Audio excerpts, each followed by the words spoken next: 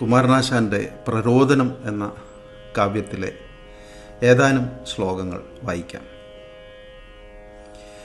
മൂടും കാർമുകിലാൽ അകാലതിമിരം വ്യാപിച്ചുമായുന്നിതാ കാടും കായലുമിക്കടൽ തിരകളും സഹ്യാദ്രികൂടങ്ങളും.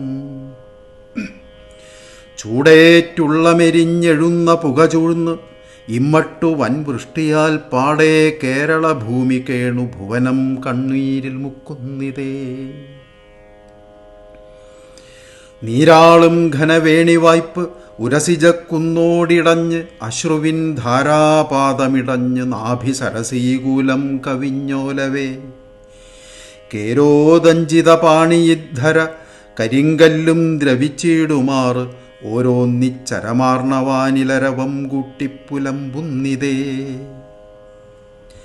സ്പഷ്ടം പാവനഗാത്രി ജനനിയാൾക്ക് ഇന്നോർക്കിലേതോ മഹാദിഷ്ടക്കേടു പിണഞ്ഞിരിക്കണം, അതേ കില്ലേതുമില്ലായതിൽ. ക്ലിഷ്ടശ്രീ ഇവൾ മുമ്പിലായി വെറുനിലത്തയ്യോ കിടക്കുന്നിതാ കഷ്ടം കൈരളി കണ്ണുപൂട്ടി വിളറിക്കാൽ നീട്ടി നിശ്ചേഷ്ടയായി. ഹാ വേഗം സ്ഫുടമാക്കിടുന്നു കഥ നീ താങ്ങുന്നതും പുത്രിയെ ഭൂവേ കയ്യുമുയർത്തി വിണ്ണിലുടനെ ലക്ഷ്യം കുറിക്കുന്നതും. പൂവേലും പല പൊയ്കയും പുഴകളും തോട്ടങ്ങളും പൂണ്ടെഴും മാവേലിക്കരയെ തിരിഞ്ഞു നെടുവീർപ്പിട്ടിട്ടു നോക്കുന്നതും.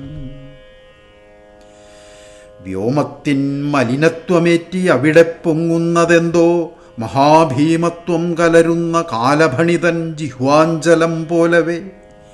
ശ്രീമദ് ഭാസുര ശാരദാലയ മഹാദീപം കലാശിച്ചെഴും ധൂമത്തിൻ നികുരുംബമല്ലി വസുധേ കേണീടു കേണീടു നീ.